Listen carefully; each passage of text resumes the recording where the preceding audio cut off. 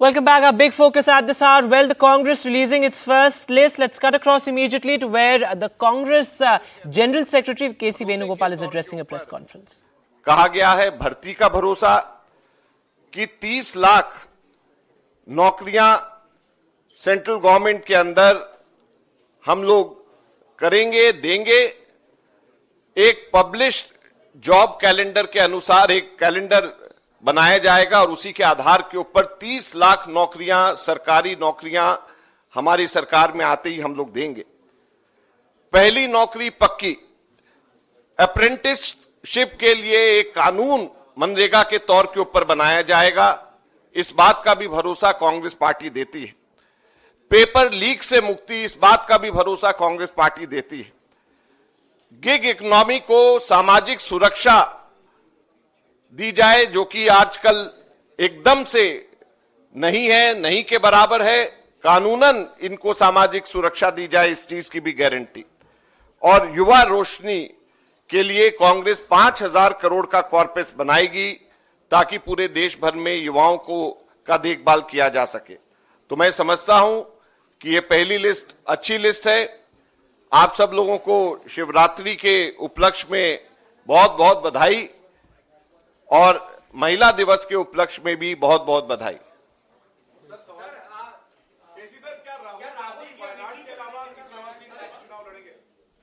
Now this is the list decided by yesterday CEC under the presidency of Honorable Congress President Mallikarjuna Kharge ji. We are discussed the seats of the states Kerala, Karnataka, Telangana, Chhattisgarh and Delhi and Lakshadweep yesterday. Next CEC meeting is on 11th. Whenever the next seat is going to be decided, we will let you know the names of the candidates. All right, so a couple of important names there, of course. Rahul Gandhi to contest from Wayanad. Again, ex-Chief Minister Bhupesh Baghel also in the list to contest from Rajnandgaon. An interesting matrix also there. You have 24 OBC, SC, ST and minority candidates there. A focus on youth as well. So quite a lot of interesting names there. Sunil Prabhu, our senior colleague, is now live with us. So Sunil sir, any surprises there for you? No real surprises, actually. It's on stated lines. There are 2-3 big takeaways. One, of course, Rahul Gandhi to recontest from Wayanad. That's been announced.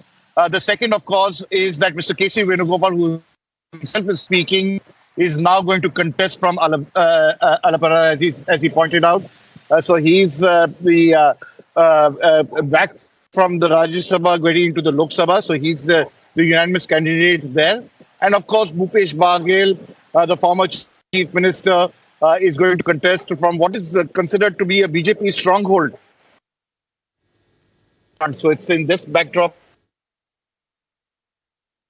We seem to be losing the line there with Sunil Prabhu, but he will be back with us. Of course, extremely crucial there.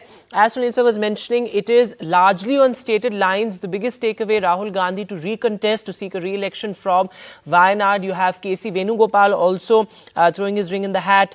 Throwing his hat in the ring, and you also have ex-Chief Minister Bhupesh Baghel who will be contesting from Rajnandgaon.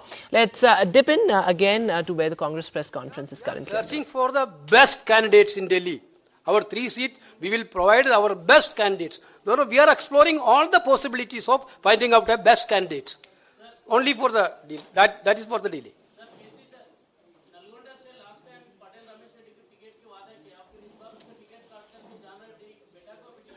Not individually, individually I don't. I told you, brother, individually I don't want to answer any seats.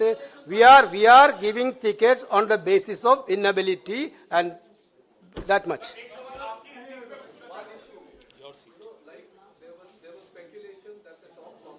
All right, Sunil Prabhu is now back with us. Sunil sir, go ahead. Well, so as I said, I think there are 3 important leaders who have been announced today. Is Rahul Gandhi, K.C. Venugopal and Bhupesh Baghel. They've tried to get, as you heard, Mr. K.C. Venugopal, look at winnability. They also called all the India party leaders to try to show a united opposition on the 17th of March at at Mumbai to try to kickstart the entire election process with those promises that have been made by the Congress party. And it's in this backdrop that really I'm not at all surprised with the list. Rahul Gandhi from Wayanad, Mr. K.C. Venugopal now shifting back to the Lok Sabha. He had stayed away from electoral politics because of the fact that he was the General Secretary in charge of organization, publicity, and everything else in the last two campaigns. And then, of course, Mr. Bhupesh Baghel going to contest from Rajnandgaon, which is considered to be a BJP stronghold. He's going to continue to contest from there. So these are definitely huge and the big takeaways from the Congress list. Not very significant because Delhi hasn't been announced. There are three names there. There has been some issues which the state unit had to bring in unanimity. What we have been told by our sources is that from the northeast of Delhi, Arvind Lovely will be there. And then, of course, from Chandni Chowk, Alka Lamba is the front runner. And then, the other candidate from Northwest, which is Mr. Udit Raj. Right, and just also looking at how the candidates have been selected, would you say that this is along the lines of the BJP strategy, given the fact that you have a significant youth push there, many young candidates in the list, you have a significant chunk from the OBC community, the SC community, many minorities there as well. So, would you say that the matrix is perhaps similar to the BJP? Not really, because you must understand that the Congress has started off badly. It has been imploding. So lots of mistakes have been made. They're trying to make the best of the given situation, given the fact that the situation isn't really good. So, when you say SC, STs and OBCs, many of those candidates who are released are basically OBC and SC seats. So that has to be taken into account.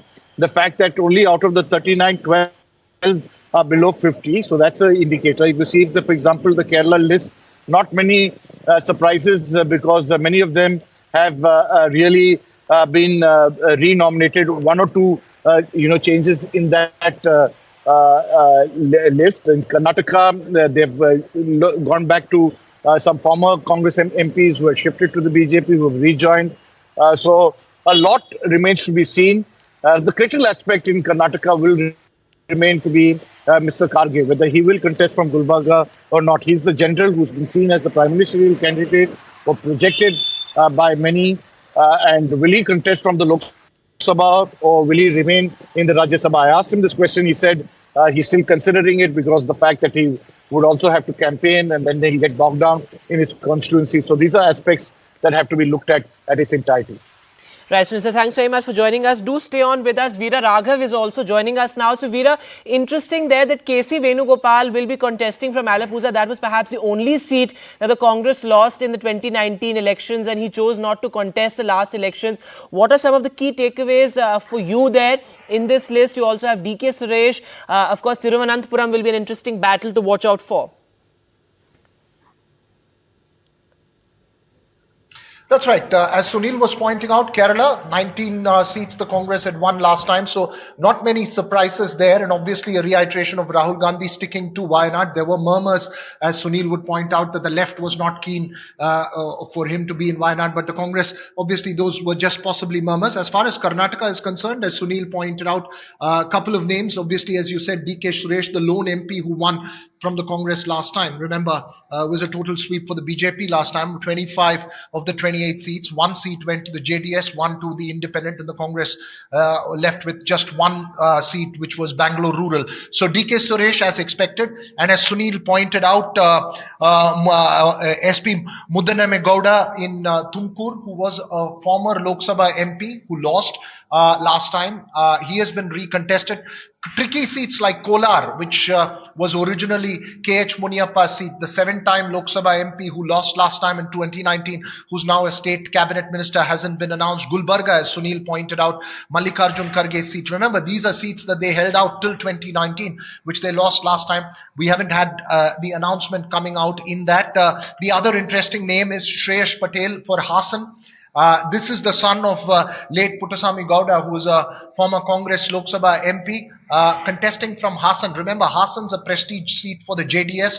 The only MP for the JDS that won last time in 2019 was Prajwal Revanna, Devagowda's grandson. So he will, if the BJP agrees to give that seat again back to the JDS, in all likelihood, that's what's likely to happen. You would have Shreyas Patel take on the Prajwal Revanna there. So that was another battle that was touted. But we need to wait for the other interesting seats. So obviously there are about 17, 18 seats in Karnataka, which the Congress hasn't been able to wrest over the last 2 decades, and they have very limited choices there. But will we see some strong cabinet ministers, somebody like an K.H. Muniappa or an H.C. Mahadevappa for Mandya was discussed, but that hasn't happened in the list. You don't have Mandya is there in the list, but you've got Venkatrame Gowda there, who's known as Star Chandru. They're contesting from Mandya, but not H.C. Mahadevappa. So yes, that's pretty much the indication. It looks like not many heavyweights yet in the fray for the Congress as far as the Karnataka list is concerned. Right. We are also looking at some other interesting seats from the south. Thrissur also, you have the Congress fielding K. Muralidharan, Padmaja's brother, and he will be facing Suresh Gopi, who's the BJP celebrity candidate. So that seat also perhaps quite interesting there. Right. That's right. Thrissur, Pathanamthitta and Thiruvananthapuram. These are the 3 seats where the BJP got more than 20% vote share last time. One of these 3 the BJP is keen to try and convert into a seat to get an inroad or a presence in Kerala. Remember, more than just the number here, Vedant, it's more about a symbolic presence in a state like Karnataka, Tamil Nadu or Kerala. The BJP cannot, it's seen as BJP cannot win a seat on its own. They want to rewrite that narrative. In that context, Thrissur is a big focus. Pathanamthitta, again, another seat that's going to be a big focus for the BJP, as you point out. Remember, the shift of sides yesterday, and now you have Muralidharan's name as expected announced for the Thrissur seat. So that's interesting as far as Kerala. Obviously, the key takeaway, as you pointed out, Alappuzha as well as Wayanad, reiteration of Rahul Gandhi being there. Telangana also, a couple of names down there. Remember, Telangana is also a place where the Congress had ceded enormous space to the BRS and wants to win those back. Seats like Nalgonda, I think they've also been announced. So that will be interesting to look for there as well, because that's another crucial state for the Congress. Remember, overall, Vedant, 28 of the seats in the 5 southern states and the 2 union territories was won by the Congress last time, 29 by the BJP. But the spread for the Congress came from Kerala, where they won 19. They swept in an alliance with the DMK in Tamil Nadu. They won only 3 seats in Telangana and won only 1 seat in Karnataka. These are both Congress versus BJP battle states, and with the BRS sort of decimated in the assembly elections in Telangana. So these are the 2 states that could determine how the Congress's final numbers pan out after the 2024 polls, and essential for the Congress not just to contain seats but add its numbers here, along with holding on to what it got in Kerala and Tamil Nadu.